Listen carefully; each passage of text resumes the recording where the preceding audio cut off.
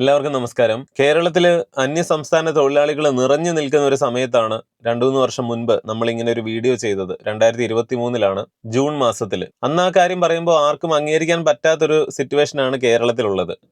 ഇന്ന് എന്താണ് സംഭവിച്ചുകൊണ്ടിരിക്കുന്നത്? അന്ന് പറഞ്ഞതുപോലെ തന്നെ 10 വർഷത്തിനുള്ളിൽ ഒരാൾ പോലും കേരളത്തിൽ ഉണ്ടാകില്ല അന്യസംസ്ഥാന തൊഴിലാളിയായിട്ട് എന്ന് നമ്മൾ പറഞ്ഞപ്പോൾ ആരും ഇത്ര അടുത്ത് ഇതിന്റെ ലക്ഷണങ്ങൾ കണ്ടു തുടങ്ങുമെന്ന് കരുതി കാണില്ല. നിലവിൽ കേരളം നിന്നു പോയിരിക്കുകയാണ് എന്ന് തോന്നുന്ന രീതിയിലാണ്. അതായത് നിർമ്മാണ മേഖലയിലടക്കം നിസ്സാരം ഒരു ഹോട്ടലിൽ ചായ ഇടാനോ പൊറോട്ട അടിക്കാനോ തുടങ്ങി, ഇറച്ചി വെട്ടാനോ കൃഷിപ്പണിക്കോ തുടങ്ങി സകല പരിപാടികളും ചെയ്തുകൊണ്ടിരുന്നത് ഇവരാണ്, അന്യസംസ്ഥാന തൊഴിലാളികളാണ്. 40 ലക്ഷം മുതൽ 1/2 കോടി വരെ അതിഥി തൊഴിലാളികൾ കേരളത്തിൽ ഉണ്ടായിരുന്നിരിക്കാമെന്നാണ് കണക്ക് കൂട്ടുന്നത്.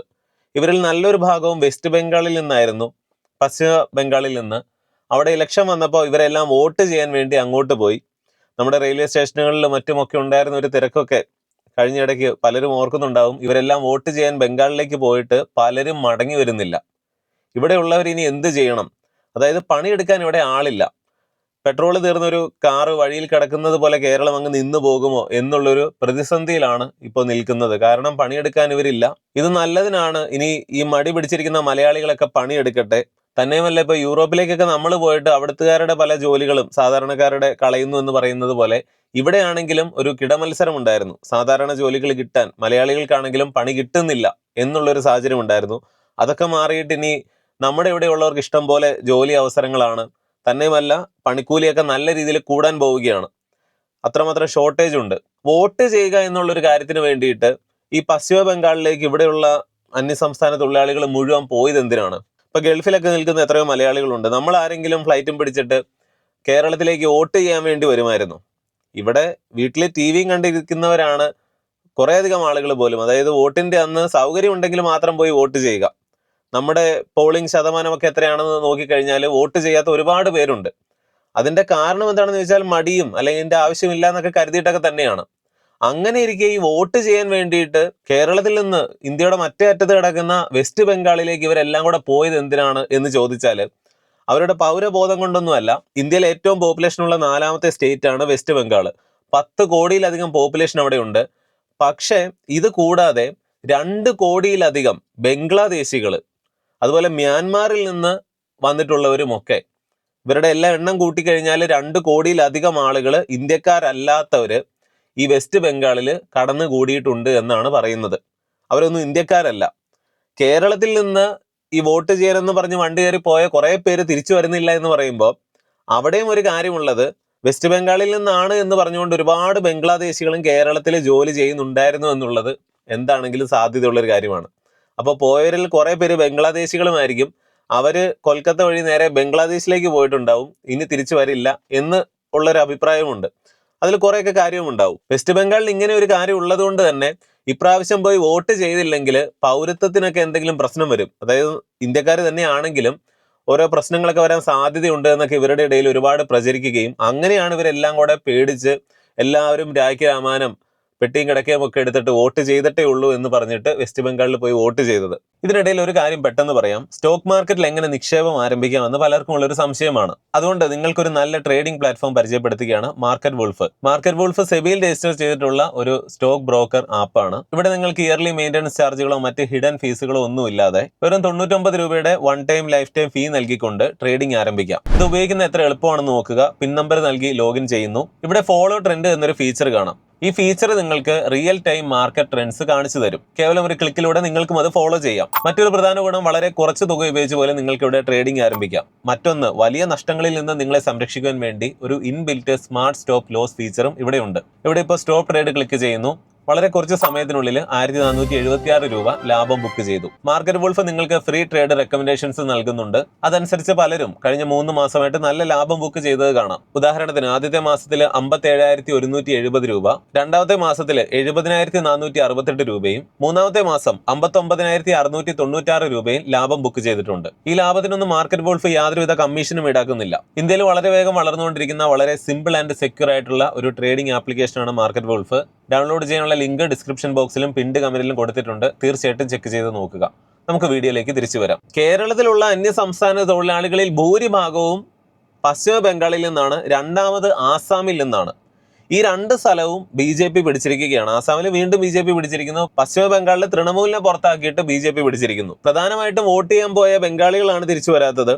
അവരിനി ഇങ്ങോട്ട് വരാനുള്ള സാധ്യത ഇല്ല എന്ന് പറയുമ്പോൾ പലരും പറയുന്നത് എന്താണ്, BJP പശ്ചിമ ബംഗാൾ പിടിച്ചു, ഇനിയിപ്പോൾ അവിടെ മുഴുവൻ ഇൻഡസ്ട്രികൾ വരും, തൊഴിലവസരങ്ങൾ വരും, ഇഷ്ടം പോലെ ജോലികളാണ്, ഇനി അവരെന്തിനാണ് കേരളത്തിലേക്ക് വരുന്നത്, അവരവിടെ ജീവിക്കുകയുള്ളൂ, കേരളത്തിലേക്ക് ഇനി അവർ വരത്തേ ഇല്ല, ഇവിടുത്തെ പണിയൊക്കെ ആര് ചെയ്യും അറിയില്ല, വേർപ്പിന്റെ അസുഖമുള്ള മലയാളി ഇനി പണിയെടുത്ത് ജീവിക്കേണ്ടി വരുമോ എന്നുള്ള ഒരു ആശങ്കയൊക്കെ ഇവിടെ നിഴലിക്കുന്നുണ്ട്. BJP തൃണമൂലിനെ പുറത്താക്കിയത് നല്ല കാര്യം, പണ്ട് കമ്മ്യൂണിസ്റ്റുകാരെ തൃണമൂല് പുറത്താക്കിയതും നല്ല കാര്യമായിരുന്നു. ബംഗാളികൾ തിരിച്ച് കേരളത്തിലേക്ക് വന്നില്ലെങ്കിൽ അത് നമ്മൾ മലയാളികൾ കാരണം തന്നെയാണ്.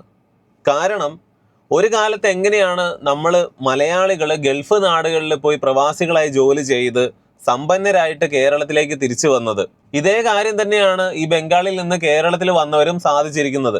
അവരുടെ ജീവിത നിലവാരം വളരെ അധികമായിട്ട് വർദ്ധിച്ചു. കേരളത്തിൽ നിന്നും ഒരു വർഷം എത്ര ലക്ഷം കോടി രൂപയാണ് അതിഥി തൊഴിലാളികൾ മറ്റ് സ്റ്റേറ്റുകളിലേക്ക്, പ്രധാനമായിട്ട് പശ്ചിമ ബംഗാളിലേക്ക് കൊണ്ടുപോയിരുന്നത് എന്ന് നോക്കുക. പശ്ചിമ ബംഗാളിന്റെ GSDP-യിൽ പോലും വലിയൊരു വർധനവുണ്ടായി. അത് കേരളത്തിൽ നിന്ന് പോയ പണമാണ്, അല്ലെങ്കിൽ അവരിവിടെ നിന്ന് പണിയെടുത്ത് അതിനുള്ള ശമ്പളമായിട്ട് അങ്ങോട്ട് കൊണ്ടുപോയതാണ്.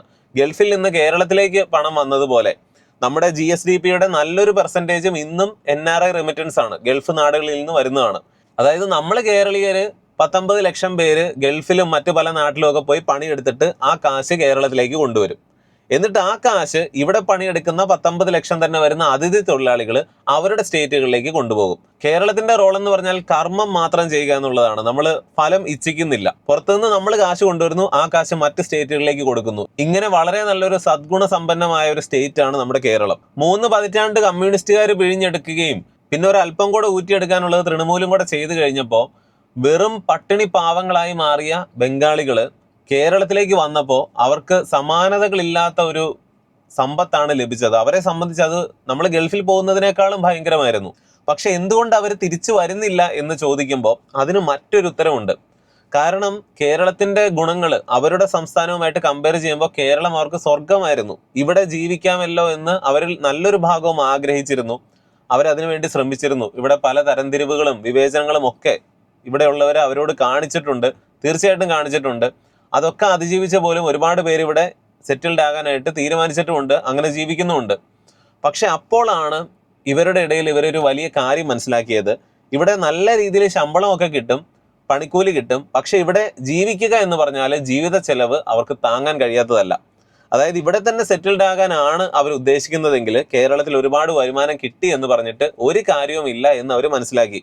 ഇത് അവരുടെ ഇടയിൽ നല്ല രീതിയിൽ പ്രചരിക്കുകയും കേരളം നല്ല നാടാണ്, പണിയെടുത്ത് കാശ് അങ്ങോട്ട് കൊണ്ടുപോകാൻ മാത്രം, അല്ലാതെ ഇവിടെ നമ്മളൊരു വീട് വെച്ച് പതുക്കെ ഇവിടെ ജീവിച്ച് തുടങ്ങാമെന്ന് വിചാരിച്ചാൽ നമ്മളെ കൊണ്ട് കൂട്ടിയാൽ കൂടുന്ന ജീവിത ചെലവുകളല്ല ഇവിടെ എന്ന് അവർ മനസ്സിലാക്കിയിട്ടുണ്ട്.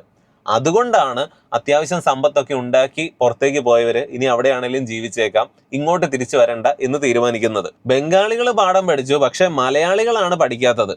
കാരണം നമ്മളിപ്പോഴും യൂറോപ്പിലേക്ക് മറ്റുമൊക്കെ പോകുന്നുണ്ട്. 1 ലക്ഷം രൂപയ്ക്ക് പോലും പണിയെടുക്കാനായിട്ട്. ഈ 1 ലക്ഷം എന്നൊക്കെ പറയുമ്പോൾ അത് കുറവാണോ, അത്രയും വലിയ തുക കിട്ടില്ല എന്ന് ചോദിച്ചാൽ, യൂറോപ്പിലോ അല്ലെങ്കിൽ ഇതുപോലെയുള്ള വെസ്റ്റേൺ രാജ്യങ്ങളിലൊക്കെ നിങ്ങൾക്ക് ഒരു മാസം 1 ലക്ഷം രൂപ കിട്ടുന്നുണ്ട് എന്ന് പറഞ്ഞാൽ നമ്മുടെ നാട്ടിൽ ഒരു 20,000 രൂപ കിട്ടുന്നതിന് പോലും തുല്യമല്ല അത്. പർച്ചേസ് പവർ പാരിറ്റി അല്ലെങ്കിൽ ജീവിത ചെലവ് അതുപോലെ വ്യത്യാസമാണ്. ഗൾഫിലെ സ്ഥിതിഗതികളാണെങ്കിലും ആകെ മാറിയിട്ടുണ്ട്. പഴയതുപോലെയുള്ള ഒരു വലിയ വരുമാനം അവിടെ ഇല്ല എന്നുള്ളതിനേക്കാൾ കൂടുതൽ നമ്മുടെ കേരളത്തിലെ ജീവിത ചെലവുകൾ മാറി. നമ്മുടെ ജീവിത ചെലവുകൾ കൂടിയത് കൊണ്ട് നിലവിൽ ഗൾഫിൽ സാധാരണ പണികൾ നമ്മൾ എടുത്തിട്ട് കാര്യമില്ല. പണ്ട് അങ്ങനെയല്ല. പണ്ടത്തെ കാര്യം എന്ന് പറഞ്ഞാൽ ബംഗാളി കേരളത്തിൽ വരുന്നത് പോലെയാണ്. ഇന്ന് കേരളത്തിന്റെ ലെവൽ അങ്ങ് മാറിപ്പോയി. 10-40 വർഷമായി നമ്മുടെ ഈ ഗൾഫ് പണം ഇങ്ങോട്ട് വരാൻ തുടങ്ങിയിട്ട്. പഴയ കേരളമാണോ ഇപ്പോഴത്തെ കേരളം? പണ്ടൊക്കെ ഓടിട്ട വീടുകൾ പോലും ലക്ഷറി ആയിരുന്നുവെങ്കിൽ ഇന്ന് എത്ര ഓടിട്ട വീടുകൾ നമ്മൾ കാണുന്നുണ്ട്. കാശുള്ളവർ ടെറസ് വർക്കൊക്കെ ചെയ്യാനായിട്ട് മണ്ണിന്റെ ഓടും അല്ലെങ്കിൽ സെറാമിക് ഓടും ഒക്കെ ഉപയോഗിക്കുന്നുണ്ട്. അതല്ല പറഞ്ഞത്, അടിമുടി നമ്മൾ മാറി. ഇവിടെയാണ് ഒരു കാര്യം നമ്മൾ ഓർക്കേണ്ടത്. നല്ലൊരു ഭാഗം ഗൾഫ് പ്രവാസികളും സാധാരണ ജോലികൾ അവിടെ ചെയ്തുകൊണ്ടാണ് ജീവിക്കുന്നത്. അതിനേക്കാൾ നല്ലത് നമ്മുടെ നാട്ടിൽ വന്ന് സാധാരണ ജോലികൾ ചെയ്യുന്നതാണ്. കാരണം 30,000-നും 40,000-നും ഒക്കെ ഗൾഫിൽ പണിയെടുക്കുന്നവരാണ് നല്ലൊരു ഭാഗവും. കാരണം ഗൾഫിലാണ് എന്നുള്ളൊരു പേര് വരുത്താൻ വേണ്ടി മാത്രം. ഒരിക്കൽ ആ ഒരു ലൂപ്പിൽ പെട്ട് കഴിഞ്ഞാൽ പിന്നീട് അയാളുടെ ജീവിതം പ്രവാസ ലോകത്ത് തന്നെ തീരാനാണ് സാധ്യതയും. നമ്മൾ വലിയ ബുദ്ധിമാന്മാരാണെന്ന് ചിന്തിക്കുമ്പോൾ ഈ ബംഗാളികൾ ചിന്തിക്കുന്നത് പോലെയെങ്കിലും നമ്മളൊന്ന് മാറി ചിന്തിക്കേണ്ട സമയമായി. നിലവിലിപ്പോൾ പണിയെടുക്കാൻ ആളെ കിട്ടാത്തതുകൊണ്ട് തന്നെ ഇനി പണിക്കൂലിയും കൂടുകയാണ്. ഈ പെട്രോളിന്റെയും ഡീസലിന്റെയൊക്കെ വില കൂടിയതൊരു സാമ്പിൾ മാത്രമാണ്. ഇനി നല്ല രീതിയിൽ കൂടാൻ പോവുകയാണ്. എല്ലാത്തിനും വില കൂടാൻ പോവുകയാണ്. ജീവിത ചെലവ് ഇതൊന്നും അല്ല, ഇപ്പോൾ ഉള്ളതൊന്നും അല്ല ഇനി അങ്ങോട്ടുള്ളത്. അതിന്റെ കൂട്ടത്തില് പണിക്ക് ആളെ കിട്ടാനില്ല, ഷോർട്ടേജും കൂടെ വരുമ്പോൾ നമ്മുടെ ദിവസക്കൂലിയൊക്കെ നല്ല രീതിയിൽ കൂടാൻ പോവുകയാണ്. ഇത്രയും വരുമാന സാധ്യത ഉണ്ടായിട്ടും നമ്മുടെ നാട്ടില് തൽക്കാലത്തേക്കെങ്കിലും സാധാരണ പണികൾ ചെയ്യാതെ നമ്മൾ ഈ പോയി ഗൾഫിൽ പോയി സാധാരണ ജോലികൾക്കാണെങ്കിൽ അല്ലെങ്കിൽ യൂറോപ്പിലാണെങ്കിലും സാധാരണ ജോലികൾക്ക് കഷ്ടപ്പെടേണ്ട ഒരു കാര്യവുമില്ല. നാട്ടിൽ ചെയ്യാവുന്നതേ ഉള്ളൂ. അതിന് മലയാളികളുടെ ഒരു ദുരഭിമാനം മാറ്റിവെച്ചാൽ മാത്രം മതി. ബംഗാളികളുടെയൊക്കെ എണ്ണത്തിൽ, അതിഥി തൊഴിലാളികളുടെ എണ്ണത്തിൽ വലിയ കുറവ് വരുന്നു എന്ന് പറയുമ്പോൾ അത് നല്ല രീതിയിൽ ഉപയോഗിക്കാൻ നമ്മുടെ ഇവിടെയുള്ള സമൂഹത്തിലുള്ളവർക്ക് സാധിക്കണം. പണ്ടത്തേതുപോലെയൊന്നും അല്ല. കേരളത്തിലെ പല കൺസ്ട്രക്ഷൻ കമ്പനികളാണെങ്കിലും അല്ലെങ്കിൽ മലയാളികൾ തന്നെ നടത്തുന്ന ഫാമുകൾ, തോട്ടങ്ങൾ, അവിടെയൊക്കെയുള്ള അതിഥി തൊഴിലാളികൾക്ക് വിമാന ടിക്കറ്റ് വരെ എടുത്തു കൊടുത്തിട്ടാണ് അവരെ അങ്ങോട്ട് വിട്ടിരുന്നതും അല്ലെങ്കിൽ തിരിച്ചു കൊണ്ടിരുന്നതും ഒക്കെ. വലിയ ചെലവുള്ള പരിപാടിയൊന്നും അല്ല. വിമാന ടിക്കറ്റും ട്രെയിൻ ടിക്കറ്റും ഒക്കെ അടക്കം അയച്ചു തരാമെന്ന് പറഞ്ഞിട്ടും പലരും തിരിച്ചു വരുന്നില്ല. ഗൾഫിൽ നിന്ന് പണം വന്നിട്ടല്ലേ കേരളം റിച്ച് ആയത്. കേരളത്തിൽ നിന്ന് പണം ചെന്നിട്ട് വെസ്റ്റ് ബംഗാൾ റിച്ച് ആയിക്കോട്ടെ എന്ന് കരുതി കഴിഞ്ഞാൽ അതാണ് സംഭവിച്ചത്. പക്ഷേ ഈ ഗൾഫിൽ എന്ന് പറഞ്ഞാൽ ക്രൂഡ് ഓയിൽ മണിയാണ്. അതിന്റെ ഒരു ഭാഗമാണ് നമുക്കും കിട്ടിയത് പണിക്കൂലിയായിട്ട്. എന്നാൽ നമ്മുടെ കേരളത്തിലെ പണം ഈ ഉത്തരേന്ത്യൻ സ്റ്റേറ്റുകളിലേക്ക് പോകുന്നു എന്ന് പറയുമ്പോൾ ഒരു കാര്യം ഓർക്കണം. നമ്മൾ വല്ലയിടത്തും പോയി പണിയെടുത്ത് ചോര നീരാക്കി കൊണ്ടുവന്ന പണമാണ് അതിഥി തൊഴിലാളികളുടെ കയ്യിൽ ചെന്നിട്ട് അത് മറ്റ് സ്റ്റേറ്റുകളിലേക്ക് പോകുന്നത്. നേരെ മറിച്ച് നമ്മുടെ കേരളത്തിലുള്ളവർക്ക് ദുരഭിമാനം ഇല്ലായിരുന്നുവെങ്കിൽ, അല്ലെങ്കിൽ ഏത് ജോലിയും തൽക്കാലത്തേക്കെങ്കിലും ചെയ്യാനായിട്ട് നമുക്കൊരു മനസ്ഥിതി ഉണ്ടായിരുന്നുവെങ്കിൽ, ഒരു 18-20 വയസ്സാകുമ്പോൾ എങ്കിലും ഈ പേരൻസ് ഈ കുട്ടികളെ തലയിൽ നിന്നെടുത്തുനിന്ന് താഴെ നിർത്താനായിട്ട് തയ്യാറായിരുന്നുവെങ്കിൽ, അതായത് ജീവിതകാലം മുഴുവൻ ഇവരുടെ ചെലവുകളെല്ലാം ഇങ്ങനെ വഹിച്ചുകൊണ്ട് കല്യാണം വരെ നടത്തി കൊടുക്കുന്നത് പേരൻസ് ആണ്. ഈ ശീലമൊന്നും ഇവിടെ ഇല്ലായിരുന്നുവെങ്കിൽ അതിഥി തൊഴിലാളികൾ കേരളത്തിലേക്ക് വരത്തുമില്ലായിരുന്നു. 2011 മുതലാണ് ഇത് കൂടിയത്. 50 ലക്ഷത്തോളം അതിഥി തൊഴിലാളികൾ ഇത്രയും വർഷം കൊണ്ട് കേരളത്തിൽ നിന്ന് മറ്റ് സ്റ്റേറ്റുകളിലേക്ക് കൊണ്ടുപോയത് എത്ര ലക്ഷം കോടി ഇന്ത്യൻ രൂപയാണെന്ന് കണക്ക് കൂട്ടിയാൽ നമ്മുടെ കേരളത്തിന് വന്ന നഷ്ടം എന്താണെന്ന് മനസ്സിലാവും. എന്നിട്ട് ഇവിടെയുള്ള പിള്ളേരെ മുഴുവൻ യൂറോപ്പിലേക്ക് കയറ്റി വിട്ടിട്ട് അവരവിടെ പോയി അവിടുത്തെ സാധാരണ ജോലികൾ, കൂലിപ്പണികൾ ചെയ്യും. എന്നിട്ട് ഇവിടെയുള്ള പേരൻസ് അഭിമാനത്തോടെ പറയും അവിടെ എല്ലാ ജോലിക്കും മാന്യതയുണ്ട് എന്ന്. എന്നാൽ ഇവിടെ അത് ചെയ്യാനായിട്ട് അവരെ സമ്മതിക്കില്ല. കാറ്ററിംഗ് വർക്കിന് പോകുന്ന പിള്ളേരെ വഴക്ക് പറയുന്ന റിച്ച് ആയിട്ടുള്ള പേരൻസിനെയൊക്കെ ഞാൻ കണ്ടിട്ടുണ്ട്. യൂറോപ്പിലൊക്കെ എത്ര കാശുള്ള വീട്ടിലെ പിള്ളേരാണെങ്കിലും ഒരു പ്രായം കഴിയുമ്പോൾ അവർ എന്തെങ്കിലും പാർട്ട് ടൈം ജോലികൾക്കൊക്കെ പോകും. ജീവിതകാലം മുഴുവൻ അത് ചെയ്യാനല്ലെന്നേ. പടിപടിയായിട്ട് വളരാനുള്ള ഒരു മനോഭാവം ഒന്നും ഇവിടെ ഇല്ല. നേരെ ഒരു ഗവൺമെന്റ് ജോലി കിട്ടിയാൽ മാത്രമേ നമ്മൾ അതിലേക്ക് അങ്ങ് കയറുകയുള്ളൂ. എന്നാൽ ഈ ഗവൺമെന്റ് ജോലികളൊക്കെ ഒരു 2-3 വർഷത്തിനുള്ളിൽ കേരളത്തിൽ തന്നെ തീരുമാനമാകുമെന്നുള്ളതാണ്. എങ്ങനെയാണ് പാസ്പോർട്ടിന്റെ കാര്യങ്ങളൊക്കെ TCSന് പോയത്, അതുപോലെ തന്നെ ഒരുമാതിരിപ്പെട്ട ഭൂരിഭാഗം ഗവൺമെന്റ് ജോലികൾ പോലും ഇനി കോൺട്രാക്ട് വ്യവസ്ഥയിലേക്ക് മാറാൻ പോവുകയാണ്. പ്രൈവറ്റ് കമ്പനികൾക്ക് കൊടുക്കാൻ പോവുകയാണ്. ഇതൊക്കെ ഇപ്പൊ കേൾക്കുമ്പോൾ ആരും വിശ്വസിക്കേണ്ട. ഇതിന്റെ ഒക്കെ വാർത്തകൾ ഇനി നിറയും. നിലവിൽ തന്നെ വലിയ സർക്കാർ ഉദ്യോഗസ്ഥർക്ക് പോലും മെഡിസിപ്പിന്റെ ഒക്കെ കാര്യം നമ്മൾ കേൾക്കുന്നതാണ്. ചികിത്സാ ചെലവുകൾ പോലും കിട്ടുന്നില്ല. എന്നിട്ടും ഇവിടെ ഇപ്പോഴും ഗവൺമെന്റ് ജോലി എന്നും പറഞ്ഞ് എന്തോ വലിയ സംഭവമാണെന്ന് കരുതി ഇരിക്കുകയാണ്. കേരളത്തിൽ ഇൻസ്റ്റഗ്രാമിലൊക്കെ ഒരു ആവറേജ് ഇൻഫ്ലുവൻസർ ഉണ്ടാക്കുന്നതിന്റെ 10-1 പോലും ഗസറ്റഡ് റാങ്കിലുള്ള ഒരു ഉദ്യോഗസ്ഥൻ പോലും സർക്കാർ സർവീസിൽ നിന്ന് ഉണ്ടാക്കുന്നില്ല. പണ്ട് തമിഴ്നാട്ടിൽ നിന്ന് കേരളത്തിലേക്ക് പണിയെടുക്കാൻ വന്ന പോലെ ഇന്ന് വരുന്നില്ല എന്ന് മാത്രമല്ല, ഇനി ഭാവിയിൽ നമ്മുടെ പുതിയ തലമുറ മുഴുവൻ തമിഴ്നാട്ടിലേക്കാണ് പണിക്ക് പോകാൻ പോകുന്നത്. കാരണം അവിടെ ഇൻഡസ്ട്രികൾ വരുന്നുണ്ട്. കാര്യം നിങ്ങൾ തമിഴ്നാട്ടിൽ യാത്ര ചെയ്താലും മനസ്സിലാവും, ഒരു വൃത്തിയുമില്ല കേരളവുമായിട്ട് കമ്പയർ ചെയ്താൽ. ഒരുപാട് പ്രശ്നങ്ങൾ അവിടെ ഉണ്ട്. പക്ഷേ അവിടെയുള്ള ഒരു 10ാം ക്ലാസ് കഴിയുമ്പോൾ തന്നെ അവന് പണിക്ക് പോകണോ ഇനി പഠിക്കണോ എന്നുള്ളൊരു കൺഫ്യൂഷനാണ്. കാരണം ജോലി ചെയ്യാനാണെങ്കിൽ അതുപോലെ കമ്പനികൾ എല്ലായിടത്തും ഉണ്ട്. അതൊരു നിസ്സാര കാര്യമല്ല. അവർക്ക് നാട് വിട്ട് പോകാനേ തോന്നുന്നില്ല. ജീവിക്കാൻ അത്യാവശ്യം വകയുണ്ടെങ്കിൽ ഒരു മനുഷ്യനും പിറന്ന നാട് വിട്ട് പോവില്ല. കാരണം നമ്മൾ ഇത്രയും നാള് കംഫർട്ടായിരിക്കുന്നത് ഇവിടെയാണ്. മലയാളികളാകട്ടെ പുറത്തു പോകുന്നത് നാട്ടിലുള്ളവരെ കാണിക്കാൻ വേണ്ടിയിട്ടും കൂടെയാണ് നല്ലൊരു ഭാഗവും. അതായത് നാട്ടിൽ വില കിട്ടാൻ നാട് വിടുന്ന മലയാളി. അത്രയും ഉയർന്ന ബുദ്ധിയാണ് നമുക്കുള്ളത്. പുറത്തു പോകാൻ സാധ്യതയുള്ളവരാണ് പോകേണ്ടത്. 100 പേര് പോയാൽ അതിലൊരു 5 പേരെ സുഖമായിട്ട് ജീവിക്കുന്നുള്ളൂ. ബാക്കിയുള്ളവരൊക്കെ ഇവിടത്തേക്കാൾ കഷ്ടപ്പെട്ടാണ് ജീവിക്കുന്നത്. തമിഴ്നാട്ടിലെ പിള്ളേരൊക്കെ പഠിച്ചിറങ്ങുമ്പോൾ തന്നെ അവർക്ക് ഏത് ജോലി വേണം, തൽക്കാലത്തേക്ക് സാധാരണ ജോലികൾ ചെയ്യണോ, അത് കഴിഞ്ഞ് നല്ല ജോലിയിലേക്ക് കയറണോ എന്നൊക്കെയുള്ള രീതിയിൽ നിൽക്കുമ്പോൾ അവിടെ ഉള്ളിടത്തേക്ക് കിലോമീറ്ററുകളും യാത്ര ചെയ്തിട്ട് ഇവിടെ നിന്ന് പിള്ളേർ പോവുകയാണ് പണിയെടുക്കാനായിട്ട്. നമ്മൾ പ്രബുദ്ധ മലയാളികൾക്ക് അന്നും ഇന്നും പറഞ്ഞിരിക്കുന്നത് എവിടെയെങ്കിലും പോയി പണിയെടുക്കുക, തൽക്കാലം ഇവിടെ വന്ന് താമസിക്കുക എന്നുള്ളത് തന്നെയാണ്. അതിന്റെ കാരണം എന്താണ്? ഒരു ബിസിനസ് ചെയ്യാനോ സംരംഭം തുടങ്ങാനോ ഒന്നും ആർക്കും കഴിയില്ല. റിസ്ക് എടുക്കാൻ കഴിയില്ല. ചുരുക്കി പറഞ്ഞാൽ മേലനങ്ങാനോ വേർപ്പൊഴുക്കാനോ സാധിക്കില്ല. അത് തന്നെയാണ്. ബിസിനസ് ചെയ്യാനാണെങ്കിലും തുടക്കം എന്ന് പറഞ്ഞാൽ അത്ര എളുപ്പമൊന്നുമല്ല. അതുകൊണ്ടാണ് നമുക്കിപ്പോഴും സാധാരണ ജോലികൾ ചെയ്യാൻ മടി, അന്തസ്സില്ലായ്മ. ഗവൺമെന്റ് ജോലിയാണെങ്കിലും മതി. സർക്കാർ സർവീസിലാണെങ്കിൽ അവൻ രക്ഷപ്പെട്ടു. പുതിയ തലമുറയിൽ മാറ്റമുണ്ട്. വയസ്സ് ചെന്ന ആളുകളാണ് ഇപ്പോഴും ഏതോ വിഡ്ഢി സ്വർഗത്തിൽ ജീവിക്കുന്നത്. പക്ഷെ ഇതിന്റെയൊക്കെ റിസൾട്ട് എന്താണ്? നമ്മൾ ഇപ്പോഴും ഒരു കൺസ്യൂമർ സ്റ്റേറ്റ് ആണ്. പഠിക്കുക, ജോലി വാങ്ങുക, വല്ലവന്റെ അടിമയായിട്ട് ജീവിതം തീർക്കുക എന്നുള്ളതിനപ്പുറം ഒരു ലക്ഷ്യവും മലയാളികൾക്ക് ഇപ്പോഴും ഇല്ല പൊതുവെ. എന്താണെങ്കിലും ഒരു 3 പതിറ്റാണ്ട് പശ്ചിമ ബംഗാൾ ഭരിച്ച് നശിപ്പിച്ചു CPIM അല്ലെങ്കിൽ കമ്മ്യൂണിസ്റ്റ് പാർട്ടി. അവിടെ നമ്മൾ ഇങ്ങനെ ഒരു വീഡിയോ പണ്ട് ചെയ്തതാണ്. കൊൽക്കത്തയൊക്കെ ഒരു കാലത്ത് എങ്ങനെ കിടന്നിരുന്നതാണ്. ഇന്ന് ഏറ്റവും വൃത്തികെട്ട സ്ഥലമായിട്ട് ഈ വെസ്റ്റ് ബംഗാളിലെ പല ഭാഗങ്ങളും കിടക്കുന്നു. കൊൽക്കത്ത സിറ്റി ആണെങ്കിലും വളരെ പരിതാപകരമായ രീതിയിലാണ്.